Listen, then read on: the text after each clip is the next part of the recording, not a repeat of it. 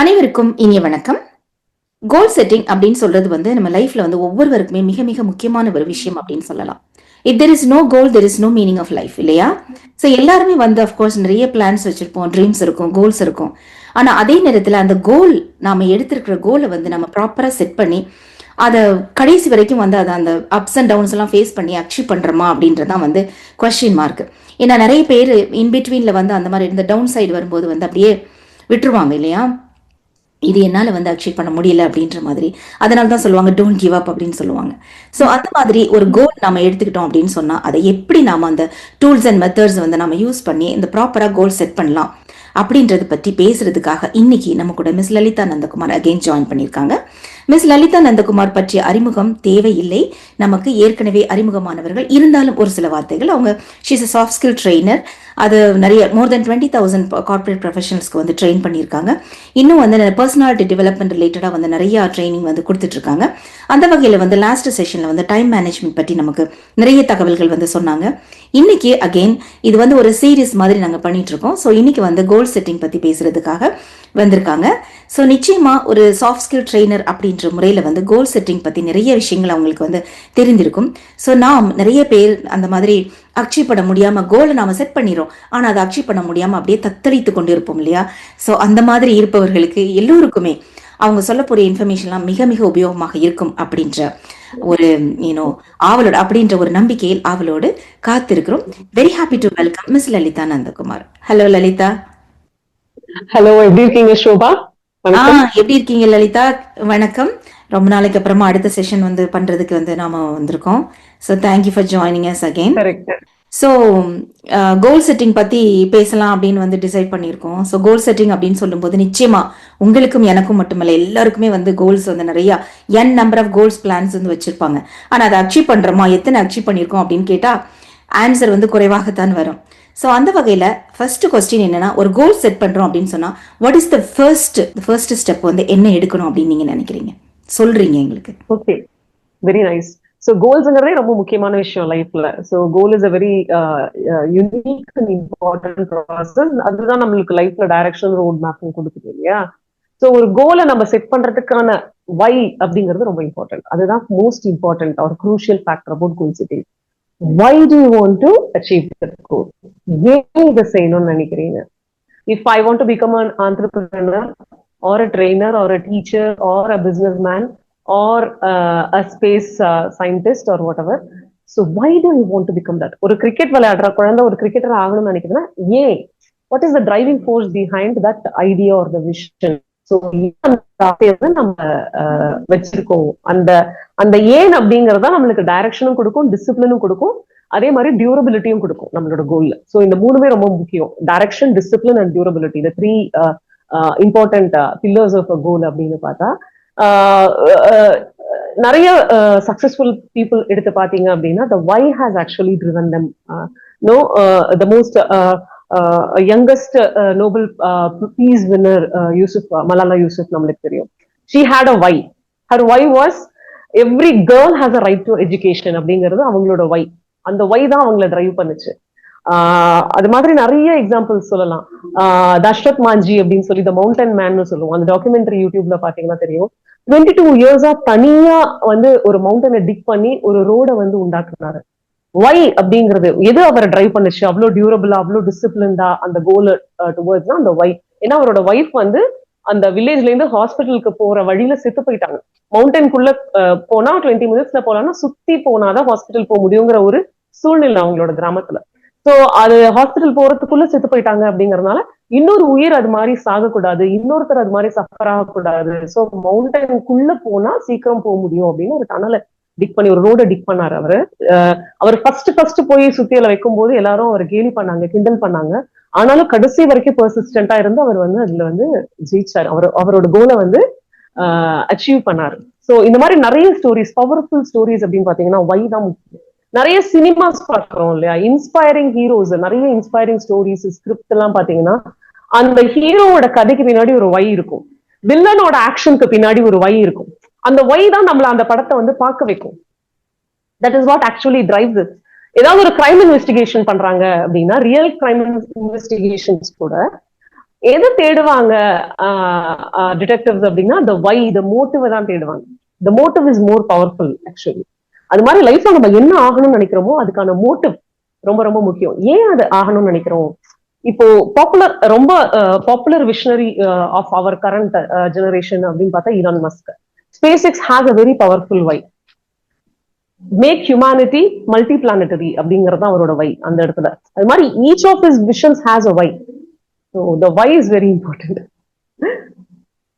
So first, அதாவது most important first step அப்படின்னு சொல்லும்போது வை, அது இருந்ததுனா தான், அந்த கேள்வி இருந்ததுனா தான் அதுதான் ஃபர்ஸ்ட் ஸ்டெப் அப்படின்னு சொல்றீங்க.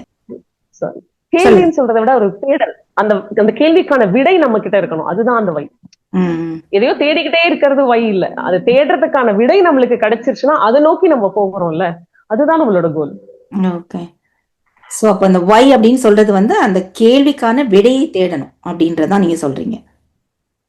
நான் ஏன் இன்ஜினியர் ஆகணும், நான் ஏன் டாக்டர் ஆகணும், நான் ஏன் ஆண்டர்பிரனர் ஆகணும், நான் ஏன் இந்த பிசினஸ் பண்ணணும்னு நினைக்கிறேன், நான் ஏன் ஸ்போர்ட்ஸ் பர்சன் ஆகணும், நான் ஏன் அத்லீட் ஆகணும், நான் ஏன் இந்த காம்படிஷன்ல போய் கலந்துக்கிறேன், எனக்கு என்ன கிடைக்குது, what are my driving, what is the emotion behind it, அதுதான் சொல்ல வரேன். அதுதான் முக்கியம். ஸோ அதுதான் ஃபர்ஸ்ட் ஸ்டெப். ஒரு கோல் செட் பண்ணணும் அப்படின்னு சொல்லும்போது தான் first step.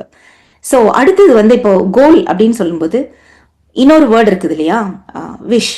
So what is the difference between goal and wish? ரெண்டும் ஒரே இதுதான் இல்ல? பியூட்டிஃபுல். ஸோ நிறைய இன்டர் கனெக்டட் வேர்ட்ஸ் இருக்குல்ல. விஷங்கிறது ஒரு இம்பார்ட்டன்டான வேர்டு. ட்ரீம், டிசைர், வாண்ட், கோல், இதெல்லாம் நிறைய நம்ம கன்ஃபியூஸ் பண்ணிக்கிறோம். வெரி கன்ஃபியூசிங் சினானிமஸ் வேர்ட்ஸ் இதெல்லாம். விஷ் அப்படின்னா போற போக்குல நம்மளுக்கு ஒரு ஆசை இருக்கிறது தான் விஷன்னு சொல்லுவோம் இல்லையா. சோ நிறைய பேர் கோல், உங்க கோல் என்ன அப்படின்னு கேட்டீங்கன்னா ஆக்சுவலா நம்மளுக்கு கேட்கும் போது ஆச்சரியமா இருக்கும். அவங்க விஷயம், அவங்க டிசைரையும் தான் உங்க கோல்னு சொல்லுவாங்க. நான் வந்து டாக்டர் ஆகணும்னு நினைக்கிறேன், நான் வந்து ஏரோப்ளேன்ல போகணும்னு நினைக்கிறேன், நான் வந்து ஒரு பெரிய பிசினஸ் ஸ்டார்ட் பண்ணணும்னு நினைக்கிறேன், நான் வந்து ஒரு நல்ல கம்பெனில நல்ல வேலை வாங்கணும்னு நினைக்கிறேன், நான் வந்து லைஃப்ல செட்டில் ஆகணும்னு நினைக்கிறேன், நான் வந்து ஒரு வீடு கட்டணும்னு நினைக்கிறேன், நான் ஒரு வண்டி வாங்கணும்னு நினைக்கிறேன், இதெல்லாம் சொல்லுவாங்க. இதெல்லாம் கோலா? விஷ் ஜஸ்ட் விருப்பங்கள். இதெல்லாம் விருப்பங்கள். These are desires, dreams, wants, goals, wishes, என்ன வேணாலும் சொல்லலாம். சோ இதுக்கும் கோல் அப்படிங்கிறதுக்கும் ஒரு கிளியர் பெஞ்ச்மார்க் டிஃபரன்ஸ் இருக்கு. ஓகே, கோல் அப்படின்னு ஒரு விஷயத்த சொல்லணும்னா அதுக்கான சில கிராமர், சில இலக்கணங்கள் இருக்கு. அதெல்லாம் அது மீட் பண்ணுச்சு அப்படின்னா தான் அது கோல். இப்போ I want to build a home அப்படிங்கிறது desire. I want to build a 1,300 square feet duplex home at the heart of Mumbai city, in so and so area. It should be a row house, and this is the budget is so much, XY number of crores, and I want to build this by the end of 2026 December. இப்படி ஒரு specification கொடுத்தா அந்த wish R அந்த ஆசை வந்து Cola மாறும். இப்போ say for example I'm a teacher. Okay, I'm a 10th grade டீச்சர்னு வச்சுக்கலாம், ஒரு பிசிக்ஸ் டீச்சர்னு வச்சுக்கலாம். ஓகேவா, என்னோட பசங்க வந்து பெட்டரா மார்க் வாங்கணும் இந்த வருஷம், நல்லா பெர்ஃபார்ம் பண்ணணும் அப்படின்னா அது விஷ். இப்போ இன்னும் 6 months இருக்கு போர்டு எக்ஸாம்ஸ்க்கு. ஓகேவா, or not board exams, half yearly exam. இப்பதான் இயர் ஸ்டார்ட் ஆகுது இல்லையா, ஆனுவல் இயர் இந்தியாவை பொறுத்த வரைக்கும் இங்கதான் இப்பதான் வந்து அகாடமிக் இயர் ஸ்டார்ட் ஆகுது. சோ இந்த ஃபர்ஸ்ட் ஹாஃப் இயர்லிக்குள்ள இப்போ லாஸ்ட் இயர் என்னோட ட்ராக் ரெக்கார்ட் எப்படி இருந்தது, இந்த வருஷம் 9th graders இருந்து 10th grade வராங்கல்ல, அவங்களோட ட்ராக் ரெக்கார்ட் எப்படி இருக்குன்னு நான் பார்த்துட்டு, ஓகே இதோட ஆவரேஜா வந்து பிசிக்ஸோட pass percentage by half yearly exam is 73% so far. And by this year, இந்த ஹாஃப் இயர்லில இன்னும் 6 monthsல நான் வந்து இந்த 73% உடைச்சு நான் 87% இதை எடுத்துட்டு போகணும். எப்படி பண்ண போறேன் அப்படின்னா, என்னோட வீக்லி ரெமிடியல் கிளாஸஸ் இன்க்ரீஸ் பண்ண போறேன், ஃபோக்கஸ்டான கோச்சிங் கொடுக்க போறேன், பேரண்ட் டீச்சர்ஸ் மீட்டிங்ஸோட நம்பர்ஸை வந்து இன்க்ரீஸ் பண்ண போறேன், அண்ட் கொஸ்டினை வந்து குவிஸஸா எஃபெக்டிவா அவங்களுக்கு கொடுக்க போறேன், இன்டராக்டிவா என்கேஜிங்கா டெஸ்ட் நடத்த போறேன். இதெல்லாம் பண்றது மூலமா நான் வந்து இந்த வருஷம் என்னோட பாஸ் பர்சன்டேஜ் இந்த half yearly exam for physics paper for 10th grader 73%ல இருந்து 87% எடுத்துட்டு போறேன். That is a goal. Can you see a difference? என் பசங்க நல்ல மார்க் வாங்கணும், என் ஸ்டூடெண்ட்ஸ் பெட்டரா பெர்ஃபார்ம் பண்ணணும், நான் வந்து நல்லா பெர்ஃபார்ம் பண்ணணும் ஒரு டீச்சரா அப்படிங்கிறது எல்லாமே நீங்க சொல்ற விஷ் லிஸ்ட்ல வருது. இப்ப நான் சொன்னது goal. That is the difference. இதே மாதிரி ஸ்பெசிபிக் இது எப்படி சொல்லுவோம், இதுனா ஸ்மார்ட்டா இருக்கணும் கோல்ஸ்னு சொல்லுவோம். Smart, that is the acronym. So ஸ்பெசிபிக்கா இருக்கணும். இப்ப நான் சொன்னது ஸ்பெசிபிக்கா இருந்ததா? நிச்சயமா. பர்சன்டேஜ் 73 87க்கு போகணும், ஹாஃப் இயர்லிக்குள்ள போகணும். So I had some specificity. I knew what I wanted, right? And M stands for measurable. And இந்த கோலை மெஷர் பண்ண முடியுமா? மைல்ஸ்டோன்ஸ் இருக்கா மெஷர் பண்றதுக்கு? இதுல காமிக்க முடியும். இருக்கு. 73 and 87 இதெல்லாம் மெஷரபிள், கரெக்டா? சோ மெஷரபிலிட்டி இருக்கு. அச்சீவபிள், ரியலிஸ்டிக்கா, அச்சீவபிளாவும் ரியலிஸ்டிக்காவும் நான் செட் பண்ணிருக்கேன், நான் ரெலவெண்டா செட் பண்ணிருக்கேன். நான் ரியலிஸ்டிக்னு சொல்லலாம், ரெலவெண்ட்னு சொல்லலாம் ஸ்மார்ட்ல 6. சோ இது ரெண்டையும் நான் கம்பைன் பண்ணி பாக்குறேன். என்னோட டைம்ல என்னோட ரிசோர்சஸ்ல இருக்கிற ஸ்கில் செட்ஸை வச்சு இதை அச்சீவ் பண்ண முடியுமா? am I using the right methodologies, right tools, right resources do I have இதெல்லாம் அச்சீவ் பண்றதுக்கு அப்படிங்கறத அச்சீவபிள் அண்ட் ரியலிஸ்டிக்னு சொல்லுவோம். சோ இப்போ நான் சொன்ன இதுல வந்து நான் வந்து மெத்தட்ஸ் பிரிஸ்கிரைப் பண்ணிருக்கேன். எப்படி ஸ்பெசிபிக்கா பர்சனலைஸ்டு கோச்சிங்னு ஒண்ணு சொன்னேன். அதுக்கப்புறமா வீக்லி ரெமிடியல் கிளாஸஸ் இன்க்ரீஸ் பண்ணுவேன்னு சொன்னேன். பேரண்ட் டீச்சர்ஸ் இன்டராக்ஷன்ஸ் இம்ப்ரூவ் பண்ணுவேன்னு சொன்னேன். இன்க்ரீஸ் பண்ணுவேன் நம்பர் ஆஃப் மீட்டிங்ஸ் சொன்னேன் குவான்டிஃபைல. சோ இதெல்லாம் பண்றது மூலமா இது realistic. And 73 to 87 is a realistic. இதெல்லாம் பண்ணா இது மூலமா இதை இம்ப்ரூவ் பண்ணலாம்னு நான் ஸ்டடி பண்ணி தான் நான் இந்த கோலை செட் பண்றேன்னு வச்சுக்கோங்க. So it is achievable and realistic. And do I have a timeline? T stands for time bound. So time bound ah vechirken na indha goal. Is this does this goal have a deadline time? Half yearly exam 2026 is the deadline time. So இதெல்லாம் இதுக்கு பொருந்துச்சுன்னா அது கோல். இலக்கணம் பொருந்துச்சுன்னா கோல். அந்த இலக்கணம் என்ன? Smart. Any கோல், ஒரு wish சொல்லுங்களேன், நீங்க ஒரு விஷ் சொல்லுங்களேன் ஸ்டேட்மெண்ட், அதை நம்ம கோல் ஸ்டேட்மெண்டா மாத்தலாம். எனக்கு விஷ் அப்படின்னு சொல்லும்போது, அஃப்கோர்ஸ் எனக்கு விஷ் அப்படின்னு சொல்லும்போது இந்த சீரீஸ் வந்து இன்னும் நிறைய வந்து பண்ணணும், கண்டினியூஸா நிறைய செஷன் வந்து பண்ணணும், அது நிறைய பேர் வந்து அட்ராக்ட் பண்ணணும் அப்படின்றதுதான் இப்போது இந்த என்னுடைய விஷ் அப்படின்றது. பியூட்டிஃபுல். சோ நிறைய அப்படிங்கிறது உங்க விஷ், கரெக்ட். நீங்களே ஒத்துக்கிட்டீங்க இது விஷ் அப்படின்னு. சோ அப்ப நம்ம we have to go back and dig ஸ்பெசிபிக்கா. ஓகே, சோ உங்க why தெரிஞ்சதுன்னா உங்களோட ஸ்பெசிபிக் கோல் என்னன்னு தெரியும். ஸோ நல்ல கிளியரா வந்து சொன்னீங்க. Wish, the difference between wish and goal ரெண்டுமே வந்து இன்டர் கனெக்டட். பட் ஆனால் நிறைய விஷயம் இருக்கும். பட் அதை நாம எப்படி அதை ஒரு கோலா வந்து செட் பண்ணி அந்த ஸ்டெப்ஸை எடுத்து நம்ம அச்சீவ் பண்ணோம் அப்படின்றதுக்கு அந்த கோல் வந்து ஸ்மார்ட்டா இருக்கணும் அப்படின்றத வந்து நீங்க ரொம்ப அழகா வந்து எக்ஸ்பிளைன் பண்ணியிருக்கீங்க. ஸோ அதுக்கு எக்ஸாம்பிளும் சொன்னீங்க. பாம்பேல வந்து மும்பையில் வந்து வீடு வாங்கணும், அந்த மாதிரி ஒரு ஹாட் சிட்டியில் வாங்கணும், இல்லை ஒரு டீச்சர் வந்து 6 monthsல ஸ்டூடெண்ட்ஸ் எந்த அளவுக்கு வந்து அவங்களுடைய அந்த பெர்ஃபார்மன்ஸ் வந்து இன்க்ரீஸ் பண்ணுறாங்க அப்படின்றது ரொம்ப பியூட்டிஃபுல்லாக எக்ஸ்பிளைன் பண்ணீங்க. இப்போ அடுத்த கேள்வி வந்து இந்த கோல் செட்டிங் அப்படின்னு வரும்போது நம்முடைய மைண்ட் செட் வந்து எந்த அளவுக்கு பிளே பண்ணுது அந்த கோல் செட் பண்ணும்போது? Wow, okay, that's a very brilliant question. Mindset, actually mindset matters more than anything else. ஏன்னா முன்னாடி positive mind set, negative mind set அதெல்லாம் பேசுவோம். பட் இப்போ nowadays the keyword is the growth mindset. Okay, doctor Carol Dweck வந்து fixed mind set and growth mindset என்ற ஒரு concept ரொம்ப டீடைல்டா பேசியிருக்காரு. சோ இண்டிவிஜுவல்ஸை கேட்டகரைஸ் பண்றாங்க 2 விதமா. ஃபிக்ஸட் மைண்ட் செட் இருக்கிற இண்டிவிஜுவல்ஸ், growth மைண்ட் செட் இருக்கிற இண்டிவிஜுவல்ஸ் அப்படின்னு சொல்லி.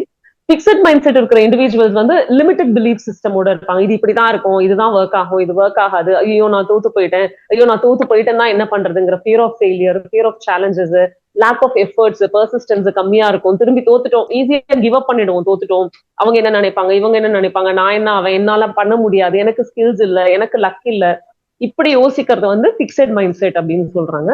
growth mindset is someone who believes that ஒரு விஷயத்த வந்து மறுபடி கத்துக்கிறது மூலமா மாத்த முடியும், லேர்ன் பண்ணி எவால்வ் ஆக முடியும் லைஃப்ல. ஒரு ஃபெயிலியர்ல இருந்து நம்மளால எழுந்து வர முடியும், அதுல இருந்து லேர்னிங் கிடைக்கும், லெசன்ஸ் கிடைக்கும். சோ தோத்து போயிட்டோம்னா அப்படியே நின்றுடக்கூடாது, அப்படியே விழுந்துடக்கூடாது, மறுபடியும் எழுந்து வரணும். சோ சேலஞ்சஸை ஃபேஸ் பண்ணணும். எல்லாருக்குமே சேலஞ்சஸ்ங்கிறது இருக்கும், அதை தாண்டி எப்போ வரோமோ அப்பதான் வந்து நம்ம க்ரோ ஆகும் அப்படிங்கிற growth மைண்ட் செட் அப்படின்னு சொல்றாங்க. சோ அந்த growth மைண்ட் செட் இருக்கிற இண்டிவிஜுவல்ஸ் வந்து டெஃபினட்டா அவங்க கோல்ஸ்ல வந்து சக்சீட் ஆகுறாங்க அப்படிங்கிறது தான் வந்து டாக்டர் கேரல் டுவெக் சொல்றாரு. அண்ட் இதுக்கான நிறைய actual examples, real life examples நம்ம சொல்லலாம். நம்ம எல்லாருக்கும் தெரிஞ்ச மறைந்த டாக்டர் ஏபிஜே அப்துல் கலாம் அவர்கள் வந்து ரொம்ப பெரிய விஷனரி, நம்ம எல்லாருக்குமே தெரிஞ்சது. Dream is something which does not let you sleep, dream is something which does not let you ஸ்லீப்னு சொல்றாரு அவர். உன்னை தூங்க வைக்கிறது ஒரு ட்ரீம் இல்ல, உன்னை தூங்க விடாம பாத்துக்கிறது தான் உன்னோட ட்ரீம் அப்படின்னு அவர் சொன்னார் இல்லையா? How many of us know actually he wanted to become a pilot and he failed? He wanted to become a pilot. அவரால முடியல, ஃபெயில் ஆயிட்டாரு. And his mindset was, என்னால பிளேன்ஸ ஃப்ளை பண்ண முடியல, maybe I am meant to build them அப்படின்னு சொல்லி தான் he became a space scientist, rocket scientist. So he didn't give up just because he failed once. ஒரு விஷயத்த பண்ணணும்னு நினைச்சாரு, அதுல தோத்து போயிட்டாரு, அதனால அவர் அதை வந்து விட்டுறல. சோ அதுல இருந்து நான் என்ன கத்துக்கணும், அங்கேருந்து நான் எங்க போகணும்னு அவர் ஒரு ரோட் மேப் அங்கேருந்து போட்டு அவர் அதை விட ஒரு பெரிய மைல்ஸ்டோன், பெரிய ஒரு ஒரு கோலை வந்து அவர் அச்சீவ் பண்ணி காமிச்சாரு. சோ அது மாதிரி நிறைய லிவிங் எக்ஸாம்பிள்ஸ் வந்து நம்ம சொல்லிக்கிட்டே போகலாம். டாக்டர் கர்னல் சாண்டர்ஸ் உங்க எல்லாருக்குமே தெரிஞ்ச ரொம்ப பாப்புலரான ஒரு story, right? I don't have to repeat it, but still for the sake of audience who don't know, கேஎஃப்சியோட ஃபவுண்டர், ஓகே, Kentucky Fried Chickenஸோட founder. And at 40 years he started cooking some chicken for the travelers, highway பக்கத்துல அவரோட service station கிட்ட. And 65 வயசுல அந்த highway வந்து அவரோட service ஸ்டேஷன்ல இருந்து மூவ் ஆயிடுச்சு. அந்த இடமே வந்து ஐசோலேட்டட் ஆயிடுச்சு, அவருக்கு அங்க வந்து கஸ்டமர்ஸே இல்ல. சோ அப்போ அவர் முடிவு பண்ணாரு, ஓகே, ஒரு கடையை நம்பி இருந்ததுனாலதான் எனக்கு வந்து லாஸ் ஆயிடுச்சு, ஏதாவது எனக்கு வியாபாரம் போயிடுச்சு, I lost my business, so I should make it a franchisee. நான் வந்து ஏற்கனவே அவர் வந்து யூனிக்கான சிக்கன் ரெசிபி தான் சர்வ் பண்ணிட்டு இருந்தாரு, 11 herbs and spices போட்டு. சோ இந்த யூனிக் சிக்கன் ரெசிபியை வந்து நான் வந்து பிரான்சைஸ் கொடுக்கணும் அப்படின்னு அந்த இடத்துல யோசிச்சு அவர் என்ன பண்ணாரு, வி ஆல் நோ, அந்த 65 வயசுல டோர் டு டோர் போய் ஒவ்வொரு டோரா நாக் பண்ணி உட்கார்றதுக்கு இடம், வெறும் $110 செக் தான் வச்சிருந்தாரு, செக்யூரிட்டி இந்த செக் தான் வச்சிருந்தாரு. சோ அதை வச்சு அவர் வந்து பிரான்சைசி பிசினஸ் பில்ட் பண்ணும் அப்படின்னு சொல்லி, I think he failed 1009 times rejections, 1009 rejections face பண்ணார் before somebody said yes, let us try this franchise அப்படின்னு சொல்றதுக்கு முன்னாடி. After that you know the story, 73 வயசுல ஒரு பிசினஸ் வித்துட்டாரு. இன்னைக்கு 150 கண்ட்ரீஸ்ல வந்து கேஎஃப்சி வந்து கேஎஃப்சியோட பிரான்சைசிஸ் இருக்காங்க. 150 countries is something really big.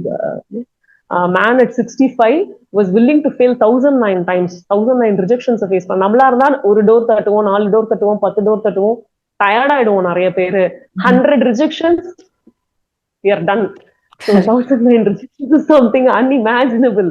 So that is the kind of growth mindset that those individuals had. அவ்வளோ பெரிய சக்சஸ் அவங்களுக்கு வந்ததுன்னா அந்த அளவுக்கு பர்சிஸ்டன்ஸ், அந்த அளவுக்கு growth mindset, அந்த அளவுக்கு சேலஞ்சஸ் ஓவர் கம் பண்ணணும், நம்ம மறுபடியும் எழுந்து வரணும், let us not give up அப்படிங்கிற அந்த ஒரு மைண்ட் செட் வந்து ரொம்ப ரொம்ப முக்கியம். இந்த மாதிரி நிறைய ஸ்டோரிஸ் இருக்கு. We all know a lot of such stories. I'm just sharing a few for the sake of time constraint. So mind செட்லேயே வந்து டிஃப்ரென்ஸ் இருக்குது அப்படின்றது ரொம்ப அழகாக சொன்னீங்க.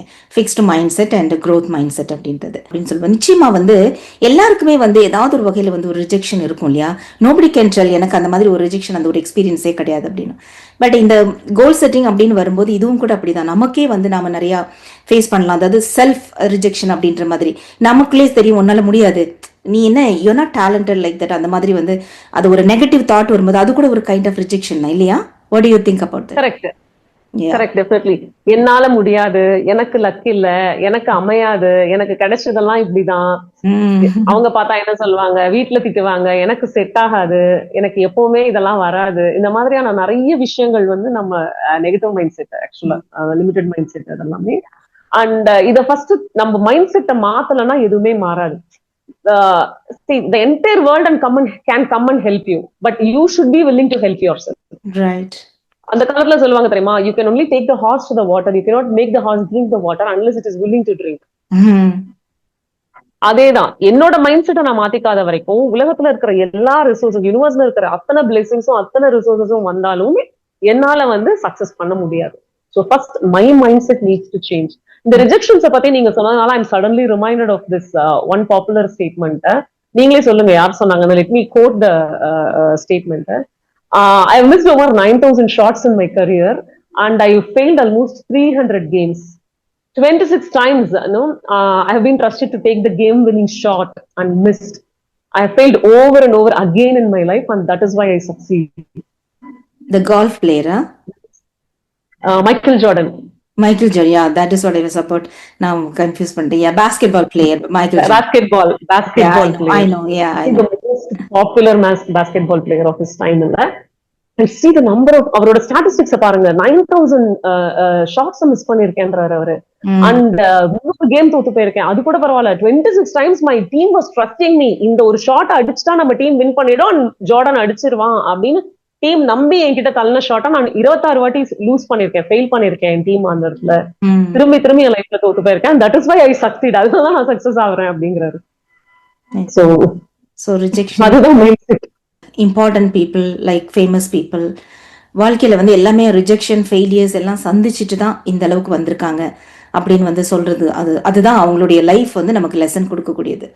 ஸோ அந்த மாதிரி நம்ம கோல் செட் பண்ணும்போது இந்த மாதிரி சேலஞ்சஸ்லாம் நம்ம ஃபேஸ் பண்ணி ரிஜெக்ஷன் இருந்ததுன்னா அதையும் வந்து நம்ம கண்டுக்காம அதெல்லாம் முன்னேறி அதெல்லாம் விட்டு நம்ம அதை தாண்டி வரணும் அப்படின்றதான் தட் இஸ் அல்டிமேட் அப்படின்னு சொல்லலாம். நம்முடைய goal is not easy. It's easy set and done. But 9000 shots miss பண்ணி ஒவ்வொரு ஷாட்டுக்கும் எத்தனை வாட்டி எழுதிருப்போம். How many times you would have tried? How many times you would have thought of giving up? So all these people எத்தனை வாட்டி போய் friend கிட்ட confuse பண்ணிருப்பாங்க, போய் முட்டி மோதி அழுதுருப்பாங்க, 4 நாள் எதையுமே பார்க்காம படுத்து தூங்கி இருப்பாங்க. I want to forget this அப்படின்னு சொல்லி I want to give up யோசிச்சிருப்பாங்க. But again they bounce back. இது எல்லாருக்குமே எமோஷன்ஸ் இருக்கு. இட்ஸ் நாட் லைக் 9000 வாட்டி நான் தோத்துட்டேன் அப்படிங்கிறது வந்து every time it's not like I am happy about it or successful people are happy about it. They are also sad, they also have emotions, they are also hurt, but they don't give up. That's the difference. இப்போ நம்ம goal set பண்ணி வச்சிருக்கோம் அப்படின்னு சொல்லும்போது அந்த process போயிட்டு இருக்கும்போது is there any method tracking towards the goal, எப்படி நம்ம எந்த அளவுக்கு ப்ராக்ரஸ் பண்ணிருக்கோம் அப்படின்ற மாதிரி? கரெக்ட்.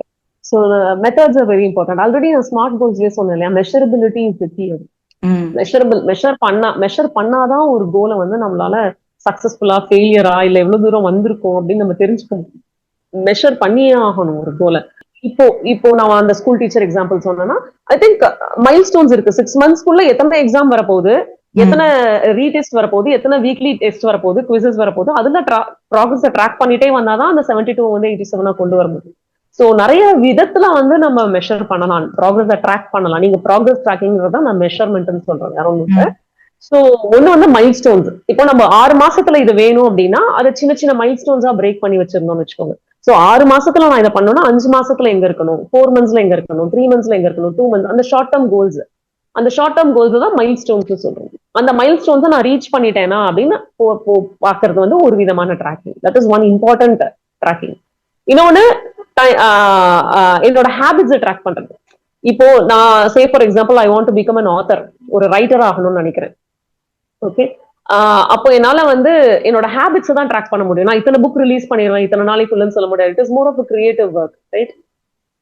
ஸோ அப்ப என்னோட ஹேபிட்ஸ் அலைன்டா இருக்கா, என்னோட ஃபிட்னஸை நான் கரெக்டா பாத்துக்கிறேன்னா, என்னோட கிரியேட்டிவ் ஏரியாவை சேனலைஸ் பண்றதுக்கு நான் ஏதாவது ஹாபி பண்றேன்னா, நான் ரைட்டிங் ப்ராக்டிஸ்க்கு ஏதாவது பண்றேன்னா, இந்த மாதிரியான ஹேபிட்ஸ் தான் நான் அந்த இடத்துல ட்ராக் பண்ணணும்.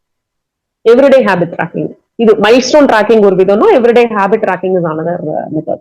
அண்ட் ஓவராலா சில சமயம் சில பேர் வந்து கேமிஃபை பண்ணணும்னு நினைப்பாங்க. சோ ஸ்கோர் கார்டு மாதிரி ஏதாவது போட்டு ட்ராக் பண்ணலாம். அப்ப நான் என் ஹேபிட்ஸையும் ட்ராக் பண்ணலாம், என்னோட மைல் ஸ்டோன்ஸையும் ட்ராக் பண்ணலாம், என்னோட ப்ராக்ரஸ் இது பண்ணிட்டேனா அதாவது சின்ன சின்ன விஷன் போர்ட்ஸ் மாதிரி வச்சு இமேஜஸ் வச்சு ட்ராக் பண்ணலாம். இது இன்னொரு விதம். ஸ்கோர் கார்டுல வந்து வீக்லி ஸ்கோர் கொடுத்து ட்ராக் பண்ணலாம். இதுக்கெல்லாம் இப்ப நிறைய ஆப்ஸும் இருக்கு, கேலண்டர்ஸ் இருக்கு. பிசிக்கல் கேலண்டர்ஸ்ல இருந்து ஆப்ஸ்ல இருந்து lot of tools are available. You can just see various tools. Milestone ட்ராக்கிங்க்கு வந்து நீங்க வீக்லி டு டூ லிஸ்ட் வச்சு நீங்க வீக்லி ட்ராக் பண்ணிக்கலாம். ஸ்கோர் கார்ட்ஸ்னா ஸ்கோர் கார்டு பில்ட் பண்ணலாம் ஆன்லைன் ஆப்ஸ்ல. விஷன் போர்ட்ஸ் எல்லாம் நிறைய விஷன் போர்ட்ஸே விக்குது, பிசிக்கல் விஷன் போர்ட்ஸ் விக்குது, software soft copy of vision boards விக்குது. அதை நீங்க கஸ்டமைஸ் பண்ணி யூஸ் பண்ணிக்கலாம். ஸோ இதெல்லாம் உங்களை ட்ராக் பண்றதுக்கு ஹெல்ப் பண்ணும். பட் முக்கியமான விஷயம் என்னன்னா ட்ராக் பண்ணணும். உங்களுக்கு எந்த மெத்தட் ஒர்க் ஆனாலும் அந்த மெத்தட்ல ட்ராக் பண்ணலாம். பட் ஏன் ட்ராக் பண்ணணும் அப்படின்னு நான் சொல்றேன்னா, ட்ராக் பண்ணலன்னா நம்ம மோட்டிவேஷனை சீக்கிரம் லூஸ் பண்ணிடுவோம். நம்ம எங்க போயிட்டு இருக்கோன்னே தெரியாம ரேண்டமா எங்கேயோ போய்கிட்டு இருக்கோம். பட் ட்ராக் பண்ணோம்னா அட்லீஸ்ட் வி வில் நோ நம்ம கரெக்டான டைரக்ஷன்ல போறோமா, மைல்ஸ்டோனை ரீச் பண்ணோமா, பண்ணலையா, ஏன் பண்ணல, எதனால பண்ணல அப்படின்னு நம்மளால ஃபீட்பேக்கோட ஒர்க் பண்ண முடியும். இன்னொன்னு ஃபோக்கஸ் திரும்பி வந்துடும். நம்ம ஒரு விஷுவல் ரீஇன்ஃபோர்ஸ்மெண்ட், ஒரு விஷன் போர்டு வச்சிருக்கோம் அப்படின்னாலோ இல்ல ஒரு ஸ்கோர் கார்டு வச்சிருக்கோம் அப்படின்னாலோ அது நம்மளுக்கு திரும்பி விஷுவலா ரிமைண்ட் பண்ணும். Go back to your goal அப்படிங்கிற ஒரு கன்சிஸ்டன்சி கொடுக்கும். That is very important. இப்ப இந்த வீக் நான் என்னோட மைல்ஸ்டோனை ரீச் பண்ணலாம், அடுத்த வீக் அந்த மைல்ஸ்டோனை நான் போய் ரீச் பண்ணுவேன். Because I have somebody to tell me, hey come on, you didn't do it, go back and do it அப்படின்னு சொல்லி. That is the purpose of the tracker. So இப்போ விஷன் கார்டு இல்லாம அது வந்து எல்லாருக்குமே வந்து லைக் லேசியா ஃபீல் பண்றாங்க. ஒரு ஸ்கோர் கார்டு வச்சு அந்த மாதிரி பண்ணி அப்படி எனக்கு ட்ராக் பண்றதுக்குலாம் எனக்கு பொறுமையே இல்லை அப்படின்ற மாதிரி சொல்றவங்களுக்கு வேற ஏதாவது டு சஜஸ்ட்? சிம்பிள், நீங்க வந்து ஹேபிட் ட்ராக்கிங் ஒரு milestone tracking everybody can to. உங்க கோல்ஸை வந்து சின்னதா பிரேக் பண்ணிக்கோங்க. இப்ப சே ஃபார் எக்ஸாம்பிள் நான் சொன்ன இந்த ஹவுஸ் எக்ஸாம்பிள் எடுத்துக்கோங்க. 1300 ஸ்கொயர் ஃபீட் ஹவுஸ் பில்ட் பண்ணணும், ஒரு 1.5 years டைம் இருக்கு எனக்குன்னா, எனக்கு என்னென்ன ரிசோர்சஸ் வேணும், அப்போ எனக்கு நான் டிசம்பர்ல இதை பில்ட் பண்ணி முடிச்சிருக்கணும்னா எப்போ நான் வந்து ஃபவுண்டேஷன் போட்டிருக்கணும். ஸோ அட்லீஸ்ட் பை இப்போ இருக்கிற லேட்டஸ்ட் டெக்னாலஜி படி அட்லீஸ்ட் பை மே ஒரு ஜூன் ஃபவுண்டேஷன் போட்டிருக்கணும். 6 monthsல இப்போ பில்டிங் கம்ப்ளீட் பண்ணிடுறாங்க மேக்ஸிமம் டைம் நான் சொல்றது. ஸோ ஜூன்ல நான் ஃபவுண்டேஷன் போட்டிருக்கணும்னா என்கிட்ட என்னென்ன ரிசோர்சஸ் இருக்கணும். சோ நான் பினான்சியலா எதெல்லாம் என்னோட லோனை முடிச்சிருக்கணும், என்னோட இதை முடிச்சிருக்கணும், அதை முடிச்சிருக்கணும், அதெல்லாம் நான் வந்து ஒரு என் கேலண்டர்ல போட்டுட்டேன் அப்படின்னா, இப்போ சே ஃபார் எக்ஸாம்பிள் ஜான் 2026ல நான் என்ன பண்ணிருக்கணும், டிசம்பர் 2025ல நான் என்ன பண்ணிருக்கணும்ன்ற அந்த மைல் ஸ்டோன்ஸை மட்டும் நான் வச்சுக்கிட்டா போதும். ஓ இதை பண்ணிட்டேன், இதை பண்ணிட்டேன், இதை பண்ணிட்டேன்ற செக்லிஸ்ட் ட்ராக்கிங் எல்லாருக்குமே ஈஸி. ரொம்ப சிம்பிளஸ்ட் அண்ட் ஈஸியஸ்ட் மெத்தட் அதுதான். அதுவும் பண்ணல, என்னால பண்ண முடியல, then there is no point. Tracking வந்து ரிக்வயர்ஸ் சம் எஃபர்ட். அந்த எஃபர்ட்டை போட்டுதான் ஆகணும். அண்ட் ஏன் இந்த ட்ராக்கிங் போட்டு ஆகணும்னா, இப்ப நிறைய ஐஏஎஸ் ஆஸ்பிரன்ஸோட ஸ்பீச் எல்லாம் போய் கேட்டு பாருங்களேன். அவங்க வந்து ரொம்ப கிளியரா சொல்லுவாங்க அவங்களோட ஸ்டடிங் ஹேபிட்ஸையும் கோல்ஸையும் அவங்க எப்படி ட்ராக் பண்ணாங்க அப்படின்னு.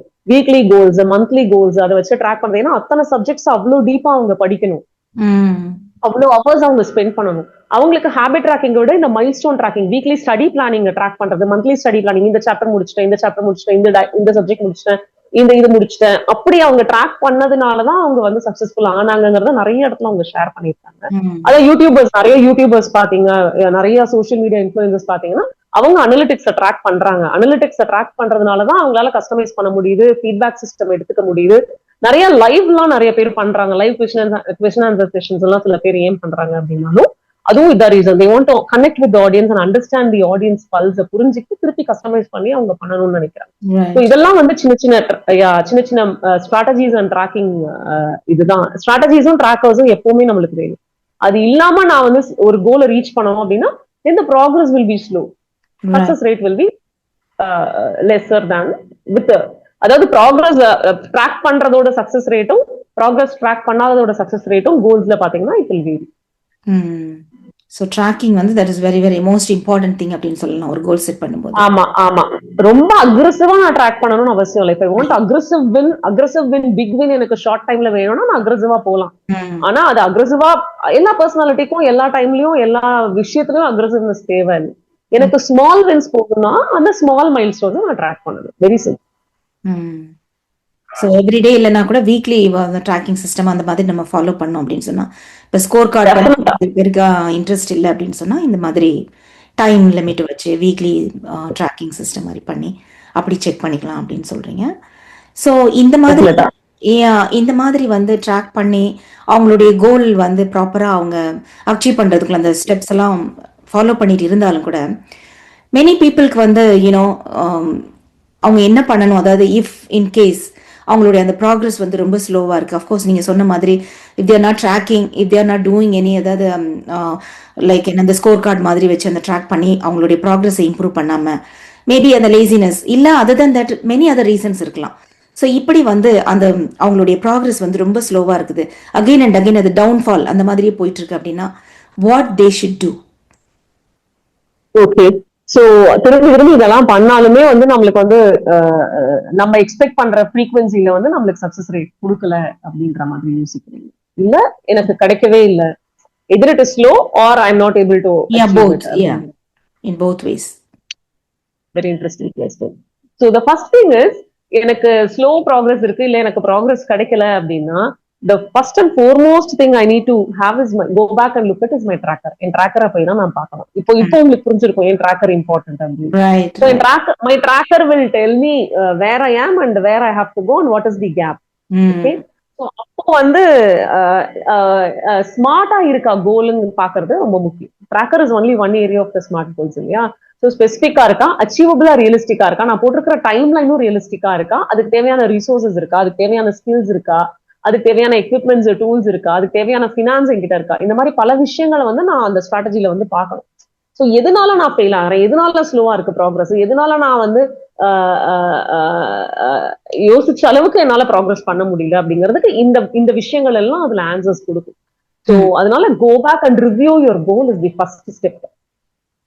ஆனா அதுக்கு முன்னாடி I would say don't panic, don't have any ஐயோ என்னால முடியல, ஏன் என்னால பண்ண முடியல, ஒரு ஆங்ஸைட்டி, ஒரு பேனிக், நான் நினைச்சேன் பண்ண முடியல.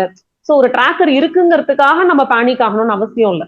ரைட். நம்ம ஒரு மைல்ஸ்டோனையோ 2 மைல்ஸ்டோனையோ மிஸ் பண்ணிட்டோங்கிறதுனால டென்ஷன் ஏத்தி பிபி ஏத்திக்கணும்னு அவசியம் இல்லை. It is only to help us.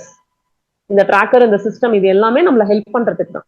நம்ம போறோமா போகலையா, கரெக்டா போறோமா தப்பா போறோமா, டிஸ்ட்ராக்ஷன்ஸ் இருக்கா, டிஸ்ட்ராக்ஷன்ஸ் எப்படி நம்ம அவாய்ட் பண்றோம், நம்ம டெடிகேட்டடா மறுபடியும் நம்மளோட விஷயத்துக்கு திரும்பி வரோம்னா, இதெல்லாம் நம்மளுக்கு நாமளே கொடுத்துக்கிற ஒரு சின்ன ரிமைண்டர் தான் இதெல்லாம். சோ பேனிக் ஆக கூடாது. ஃபர்ஸ்ட் கோலை போய் ரிவ்யூ பண்ணணும். செகண்ட், மூணாவது நம்மளோட ஸ்ட்ராட்டஜில ஏதாவது தப்பு இருக்கா அப்படிங்கறது பார்க்கணும். நாலாவது get a help from someone, ஒரு தேர்ட் பார்ட்டி, ஒரு மென்டாரோ, ஒரு பியர் குரூப்ஸ் இருக்காங்க. இப்ப எல்லாத்துலயுமே அக்கௌண்டபிலிட்டி பார்ட்னர்ஸ், அக்கௌண்டபிலிட்டி குரூப்ஸ், எல்லாத்துக்குமே வாட்ஸ்அப் குரூப் இருக்கு. நீங்க ஏதாவது சாண்டிங் பண்ணணும்னா கூட வாட்ஸ்அப் குரூப் இருக்கு, ஃபிட்னஸ் பண்ணணும்னா வாட்ஸ்அப் குரூப் இருக்கு. So we have lot of peer groups இந்த மாதிரி விஷயத்துக்கெல்லாம். So go to a proper mentor or get an accountability partner or peer group, ஒரு தேர்ட் பார்ட்டி, ஒரு தேர்ட் பர்செப்ஷன்ல அதை பாருங்க. உங்க கோலை ரிவ்யூ பண்ண சொல்லுங்க, உங்க பிளானை ரிவ்யூ பண்ண சொல்லுங்க.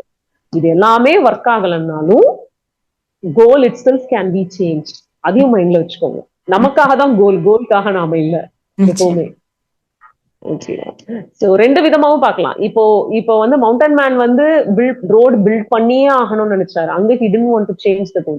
பட் டாக்டர் கலாம் வந்து கோலை சேஞ்ச் பண்றதுக்கு ரெடியா இருந்தாரு. சோ நம்மளோட சிச்சுவேஷனும் நம்மளோட நீடும் தான் அது வந்து நம்மள பண்ண வைக்குது. Beautiful example. நமக்காக தான் இதுக்காக நாம இல்லைங்கிறதுல நம்ம கிளியரா இருக்கணும். பண்ணிக்கணும், அவ்வளவுதான். ஸோ அந்த கோல் செட் ஆகி வரல, நமக்கு சரி வரல அப்படின்னு சொன்னா we can change. ஆமா, இப்ப அந்த கோல் நாம தொடர்ந்து வந்து அது ப்ராக்ரஸ் வந்து ரொம்ப ஸ்லோவா இருக்குது, இது ஒர்க் அவுட் ஆகல அப்படின்னு தெரிஞ்சிச்சுன்னா we can change it. அதுவும் வந்து it is nothing wrong சொல்றீங்க. Nothing wrong. ஏன் ப்ராக்ரஸ் ஸ்லோவா இருக்குன்னு பார்க்கணும், அது எப்படி ஃபாஸ்ட் அப் பண்றதுன்னு பார்க்கணும். இல்ல ஸ்லோ ப்ராக்ரஸ் அக்செப்ட் பண்ணிக்கணும். இது எதுவுமே நடக்காதுன்னா கோலையும் சேஞ்ச் பண்ண ரெடியா இருக்கணும். அதுதான் க்ரோத் மைண்ட் செட் இல்லையா. சம்டைம்ஸ் நம்ம கோல்ஸே இரலவெண்டா ஆயிடும். நம்ம ஒரு கோல் பிக்ஸ் பண்ணிருப்போம், அந்த கோலே தேவையில்லாம போயிடும் அந்த இடத்துல. So then we should be able to adjust ourselves. அந்த adaptability தான் human nature. இப்போ நம்ம அந்த adaptability is what will help us. So இதுக்கு வந்து நீங்க அந்த எக்ஸாம்பிள் வந்து ரொம்ப பெர்ஃபெக்ட் எக்ஸாம்பிள். அப்துல் கலாம் ஐயா அவங்க வந்து he wanted to be a pilot இல்லையா. ஸோ அவங்களுக்கு பைலட் ஆக முடியல அப்படின்றதுனால அவங்க கோலை வந்து சேஞ்ச் பண்ணி அதுல வந்து அச்சீவ் பண்ணாங்க அப்படின்றது வந்து தட் இஸ் a wonderful. அதை விட ஒரு பெரிய அச்சீவ்மெண்ட். நிச்சயமா. அதனால people can change their mind. என்னால் அந்த கோல் செட் பண்ண முடியலையே, ஐ மீன் அச்சீவ் பண்ண முடியலையே, கோல் அச்சீவ் பண்ண முடியலையே அப்படின்னு சொல்லிட்டு நம்ம. பட் அதே நேரத்தில் வந்து like people would say like you know சும்மா அது வந்து சேஞ்ச் பண்ணிட்டே இருக்கிறாங்க, ஒரு ப்ராப்பராக ஒரு ஸ்டபன் மைண்ட் கிடையாது, தேல் கீப் ஆன் சேஞ்ச் அப்படின்னு வேற people will tell இல்லையா. அதை பத்தி நீங்க what is your opinion about that? Definitely that is also true. Because சும்மாவே சேஞ்ச் பண்ணிட்டு இருக்க கூடாது. You tried everything, எல்லாமே ட்ரை பண்ணியாச்சு, இது ஒர்க்கே ஆகல, ஸ்ட்ராட்டஜியை தான் ஃபர்ஸ்ட் மாத்தணும். ஃபர்ஸ்ட் ரிவ்யூ பண்ணணும், அதுக்கப்புறம் பேனிக் ஆக கூடாது, அதுக்கப்புறம் ஸ்ட்ராட்டஜியை மாத்தணும், அதுக்கப்புறம் பியர் குரூப் ஐடியாஸ் கேட்கணும். இது எதுவுமே ஒர்க் ஆகல, அந்த கோல் ரெலவெண்டா இல்ல அப்படின்னும் போது மட்டும்தான் அந்த கோல் அதுக்கான சாட்டிஸ்பாக்சன் எனக்கு கொடுக்கல அப்படிங்கும் போதுதான் அந்த கோலை மாத்துறோம். If every now and then I'm changing my goal post, that means something is seriously lacking inside me. ஒரு ஆசை இருக்கு, அந்த ஆசை ஒரு கனவா மாறுது, அந்த கனவை வந்து நான் ஒரு லட்சியமா மாத்துறேன், இந்த மாதிரி இலக்கணம் எல்லாம் கொடுத்து அதுக்கப்புறம் அதுக்கு டெடிகேட்டடா நான் ஒர்க் பண்றதுக்கு ரெடியா இருக்கேன், ஒர்க் பண்றேன், அதுக்கான முயற்சிகளை நான் எடுத்துட்டு இருக்கும் போது அதை விட்டுட்டு இன்னொரு இலக்குக்கு போறேன் அப்படின்னா then something seriously the personality has to look into. நம்ம அந்த பர்சனை பார்க்கணும் அந்த இடத்துல. So yeah, நீங்க கேட்ட क्वेश्चन வந்து இதெல்லாம் ஒர்க் ஆகலன்னும் போது நான் மாத்திக்கலாமா? எஸ். ஏன்னா அப்படித்தானே நிறைய பேர் வந்து they are wasting time அப்படின்ற மாதிரி தான். கைண்ட் ஆஃப் லைக் ஓகே வந்து பண்ணிடலாம், நாளைக்கு முடிஞ்சிடும், நாளன்னைக்கு முடிஞ்சிடும் அப்படின்னும் டேஸ் வீக்ஸ் இயர்ஸ் அப்படின்னு நிறைய வந்து அப்படியே வந்து இருப்பாங்க. அது வந்து டோன்ட் கிவ் அப் அப்படின்னு சொல்றோம் இல்லையா, அந்த மாதிரி ஒரு கான்செப்டா இல்ல இது வந்து சேஞ்ச் பண்ணிக்கலாம் அப்படின்ற மாதிரி. சம்டைம்ஸ் வந்து அந்த கன்ஃபியூஷன் இருக்கும் இல்லையா. That is what I just want to clear-ஆ நம்ம வந்து அது என்ன அப்படின்றத பேசலாம். Definitely. So definitely. See, even in management பாத்தீங்கன்னா பெரிய பெரிய கார்ப்பரேட்ஸ் பாத்தீங்கன்னா when to get out of a project அப்படிங்கிறது ரொம்ப முக்கியம். Relationships when to get out of a relationship. So எல்லா இடத்துலயுமே ஒரு எக்ஸிட் அப்படிங்கிறது இருக்கதான் செய்யுது. பட் அந்த கரெக்டான மொமெண்ட்ல நம்ம எக்ஸிட் பண்ணணும். சில எக்ஸிட்ஸ் வந்து சக்சஸ்ஃபுல்லா இருக்கும், சில எக்ஸிட்ஸ் லாஸோட இருக்கும். லாஸ் மினிமைசேஷன் தான் அந்த இடத்துல வந்து நம்ம பார்க்க வேண்டியது. இதுக்கு மேல இங்க இருந்தா லாஸ் அதிகமாகும், என்னோட டிப்ரெஷன் அதிகமாகும், என்னோட பினான்சியல் லாஸ் அதிகமாகும், என்னோட எஃபர்ட்ஸ் வந்து சுத்தமா வீணா போகும். அந்த மாதிரியான ஒரு சேச்சுரேஷன் வரும்போதுதான் எக்ஸிட் பண்ணணும். There is no point in doing this. Right. So that's what happens. பெரிய பெரிய கம்பெனிஸ் எதுக்காக இவ்வளவு பிராண்ட்ஸை பில்ட் பண்றாங்க, சில பிராண்ட்ஸை கில் பண்றாங்க, சில பிராண்ட்ஸை விற்கிறாங்க. So lot of brands have been cannibalized by the own company. Yeah. So why has it happened? Right. Ultimate purpose doesn't change, but the strategies and the methods and small milestones, they keep changing. The company will be there. So the individual is there and the desire is there. So அதுக்கான methods ஸ்ட்ராட்டஜிஸா நம்ம மாத்திக்கிட்டே இருக்கணும். And மாத்திக்கிட்டேன்னா கான்ஸ்டன்டா யாரும் மாத்த முடியாது. Constant evolving is கான்ஸ்டன்டா அது evolve ஆகும்போது அது வேற, பட் கான்ஸ்டன்டா சேஞ்ச் பண்றதுங்கிறது வேற. Horizontal shift. So the session was very interesting. இந்த கோல் செட்டிங் பத்தி இவ்வளவு இன்ட்ரெஸ்டா பேச முடியுமா அப்படின்னு நான் நினைக்கவே இல்லை. என்ன கொஸ்டின்ஸ் இருக்கு அப்படின்னு நினைச்சு பார்த்தேன். ஃபர்ஸ்ட் கோல் செட்டிங் டாபிக் வந்து சூஸ் பண்ணியாச்சு, நம்ம ஆல்ரெடி பேசின மாதிரி. ஸோ கொஸ்டின்ஸ் என்ன எடுக்கலாம், ஐ மீன் என்ன மாதிரி கொஸ்டின்ஸ் கேட்கலாம் அப்படின்னு இருக்கும்போது அது கூட ஒரு பெரிய கொஸ்டின் மார்க்கா இருந்தது. அதுக்கப்புறமா சம் கொஸ்டின்ஸ் வந்து ரெடி பண்ணிட்டோம், அதை பத்தி பேசவும் செஞ்சாச்சு. வெரி வெரி இன்ட்ரெஸ்டிங்கா இருந்தது. ஸோ கடைசி கேள்வி அப்படின்னு சொல்லலாம். What is the one tip, அதாவது மோஸ்ட் இம்பார்ட்டன்ட் டிப் அப்படின்னு சொல்லலாம். ஒரு கோல் செட் பண்ணி அச்சீவ் பண்ணணும் அப்படின்னு ஃபர்ஸ்ட் ஸ்டெப் எடுத்து வச்சிருக்காங்க, பேபி ஸ்டெப் எடுத்திருக்காங்க. அவங்களுக்கு பெட்டரா பண்றதுக்கு ஒரு டிப் அப்படின்னு இருந்துச்சுன்னா what is your suggestion R advice? இப்போ சொன்னது எல்லாமே அந்த மாதிரியான ஒரு டிப் தான். நம்ம வைல ஆரம்பிச்சு ஸ்மார்ட் கோல்ஸ்ல இருந்து எல்லாமே இது எல்லாமே actually tip starting beginners tip தான் இப்ப நம்ம பேசினது எல்லாமே. ஸோ ட்ராக் பண்றதுங்கிறது கொஞ்சம் டீப்பர் லெவல். அது நான் ஃபர்ஸ்ட் சொன்ன அந்த 3 இது இருக்கு இல்லையா, எப்படி சொல்றது, know your direction and be disciplined and be durable. இது 3ஐயும் மறந்துடாதீங்க. இந்த முக்கோணத்தை மறந்துட்டோம் அப்படின்னா தான் வந்து கோல் வந்து இதுவாகுது. So know the direction where we are going அப்படிங்கிறது. டிசிப்ளின் வந்து எவ்ரிடே அதுக்கான என்ன எஃபர்ட்ஸ் போடணும், என்ன டெடிகேட்டடா நம்ம பண்ணணும் அப்படிங்கிற விஷயங்கள். டியூரபிலிட்டி அப்படின்னு வந்தது அப்படின்னா நீங்க சொன்ன மாதிரி டீவியேட் ஆகாம மறுபடியும் நான் அதை ட்ரை பண்றது. ஒரு பியூட்டிஃபுல் எக்ஸாம்பிள் இதுக்கு நான் சொல்லணும் அப்படின்னா athlete Wilma Rudolph, you would have heard of. She was born in 1940, Afro-American, and she was born as a 20th child of 22 children. 22 குழந்தைங்களும் 20வது குழந்தையா பிறந்தாங்க வில்மா ருடால்ஃப். அரௌண்ட் 7 years என்னமோ அவங்களுக்கு வந்து போலியோ இருந்தது. அண்ட் அவங்க லெஃப்ட் லெக் வந்து completely out of இதுவா, பிரேசஸ் போட்டா மட்டும் தான் நடக்க முடியும். அவங்களால தானா நடக்கவே முடியாது பிரேசஸ் போடாம. And doctors hut given up, அந்த லெக் வந்து அவ்வளவுதான், பிரேசஸ் இல்லைன்னா நடக்க முடியாது அவங்களால அப்படின்னு. And Vilma had a direction, had a purpose. Enna, she wanted to run and she wanted to be the fastest runner in the world. 7 வயசுலயே doctor hut given up, உன்னால நடக்கவே முடியாது அப்படின்னு சொல்லி. 9 வயசுல வந்து எழுந்து நின்னுட்டாங்க, பிரேசஸை கழட்டி வச்சுட்டு, 2 காலையும் தரையில வச்சுட்டு. அவ்வளவு வில் பவர். அவ்வளவு will power, everyday dedication, discipline இருந்தது. ஃபேமிலியும் அவங்கள பிராக்டிஸ் பண்ண வச்சாங்க நடக்க வைக்கிறதுக்கு. அண்ட் எவ்ரிடே லெக் மசாஜஸ் பண்ணாங்க. அவங்களும் நிறைய எஃபர்ட்ஸ் போட்டாங்க. எழுந்து நிக்க முடியாதுன்னு சொன்னா, ஒரு டாக்டரால நிக்க முடியாதுன்னு சொன்னா அவங்கள வந்து எழுந்து நிக்கிறாங்க அப்படின்னா அப்போ எவ்வளவு வில் பவர் அவங்களுக்குள்ள இருந்திருக்கும், எவ்வளவு டெய்லி அவங்க டெடிகேட்டடா அதுக்கான பிராக்டிசஸ் பண்ணிருக்கணும். So one fine day she started walkனா literally she can't walk, ஒரு மாதிரி மூவ் தான் பண்ணாங்க. ஓகே, அப்படி மூவ் பண்ண ஆரம்பிச்ச ஒரு சைல்டு வந்து 1956ல 1940 born, 16 வயசுல வந்து she entered Olympics. Not Paralympics, proper Olympics she entered and she won a bronze medal track and field la. And 1960s is what is interesting. Rome Olympics la வந்து 1960s la she won 3 gold medals in track and field running la. 100 meters, 400 meter எல்லாத்துலயுமே வந்து she run 3 gold medal. That is the world record by itself. And she not only won that, இந்த 400 meter relay அவங்க last leg ஓடுனாங்க. அதுல she became the world's fastest runner அந்த பீரியட்ல. which she wanted to become. Durability. See, 20 years, 15 வருஷம் அவங்க practice பண்ணிருக்காங்க. 15 வருஷமா திரும்பி டாக்டர்ஸ் முடியாதுன்னு சொல்லி விடாம அவங்க அந்த டிசிப்ளின்ல இருந்திருக்காங்க. அது டியூரபிளா அவங்க பண்ணிருக்காங்க, ரொம்ப வருஷம் பண்ணிருக்காங்க. அந்த பேஷனை வந்து திரும்பி அவங்க தேடி போயிருக்காங்க. அண்ட் இது நீங்க இந்த வில்மா ருடால்ஃபோட அந்த 1960s ஒலிம்பிக் ஈவெண்ட்டை பாத்தீங்கன்னா ரொம்ப டிராமாட்டிக்கா இருக்கும் அவங்க வின் பண்ணது. ஜுட்டா ஹைன் ஒரு ஜெர்மன் தான் அவங்களோட பிக்கெஸ்ட் காம்படிட்டர். அவங்க 100 மீட்டர்லயே ஈஸியா ஓவர் கம் பண்ணாங்க. இவங்க 400 மீட்டர்ல எவ்ரிபடி த என்டையர்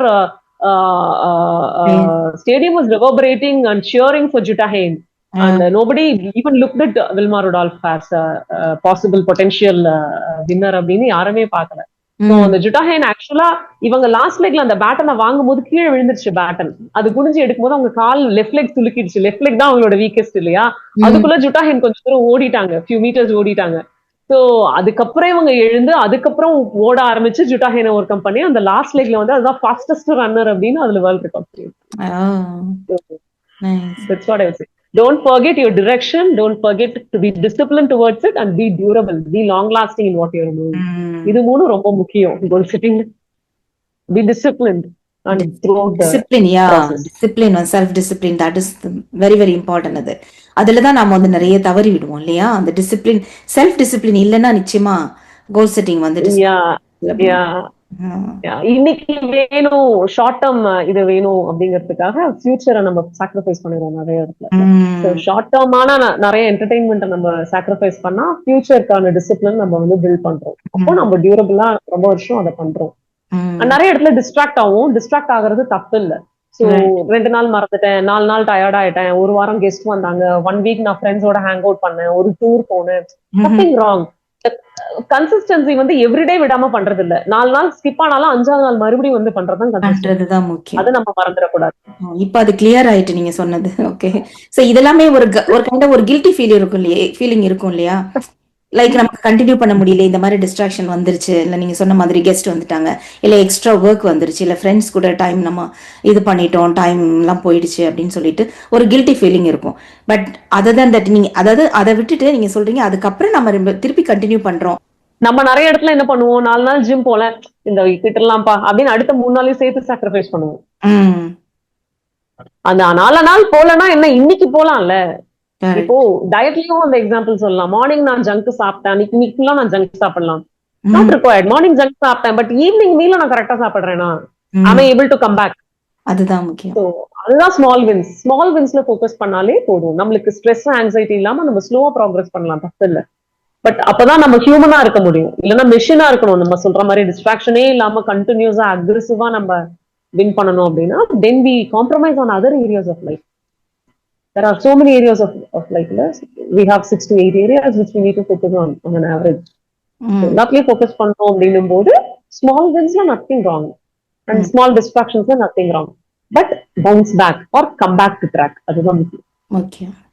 ஸோ ரொம்ப அழகா வந்து எக்ஸ்பிளைன் பண்ணீங்க. நிச்சயமா இந்த செஷனை வந்து வாட்ச் பண்றவங்க, லிசன் பண்றவங்களுக்கு அவங்க கோல் செட் பண்றாங்க அப்படின்னு சொல்லும்போது இந்த செஷன் கேட்டுட்டு உங்களுடைய இன்ஃபர்மேஷன்லாம் கேட்டுட்டு ஒரு அடுத்த ஸ்டெப் எடுத்தாங்க அப்படின்னு சொன்னா நிச்சயமா இந்த ஷோவுக்கு அதுதான் வந்து, இந்த செஷனுக்கு அதுதான் வந்து ஒரு சக்சஸ்ஃபுல்லான ஒரு விஷயம் அப்படின்னு வந்து நான் நினைக்கிறேன். ஸ்மார்ட்டா கோலை வந்து நம்ம செட் பண்ணோம் அப்படின்னு சொன்னா நிச்சயமா வெற்றி வந்து எல்லோருக்குமே கிடைக்கும் அப்படின்னு நீங்க உங்களுடைய இந்த இன்டர்வியூ மூலமாக தெரிந்து கொண்டோம். ஸோ நிச்சயமாக எல்லோருக்குமே பயனுள்ளதாக இருக்கும், எனக்கும் கூட தான் அப்படின்னு வந்து நான் சொல்றேன். Many thanks Lalitha. ஸோ அடுத்த செஷன்ல வந்து மீண்டும் சந்திப்போம். Until then, definitely. நன்றி ஷோபா, தேங்க்ஸ் a lot.